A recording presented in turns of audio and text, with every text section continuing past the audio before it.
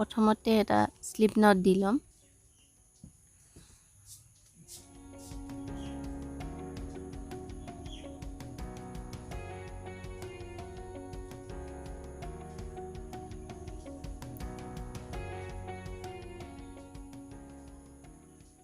এতিয়া আমি chain গুঠিম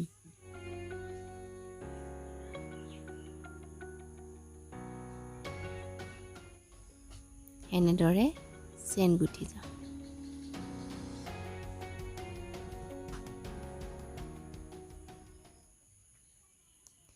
chain গুঠা হ'ল এতিয়া 4 নম্বৰ চেইনত হুকৰ পৰা 4 নম্বৰ চেইনত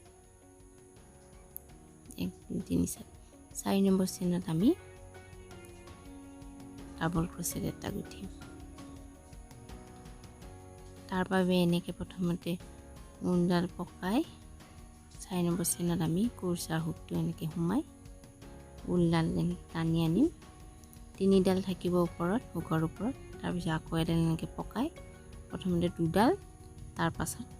গোটেই কেইডাল এনেকৈ উলিয়াই দিম ভালদৰে চাব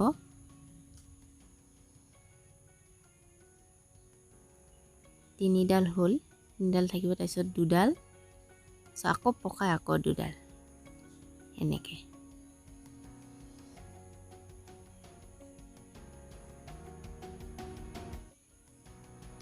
প্ৰথমতে দুডাল আমি উলিয়াই লম তাৰপিছত আকৌ দুডাল মাজেৰে উলিয়াই লম এনেদৰে আমি ডাবল ক্ৰচেট গুঠিব পাৰোঁ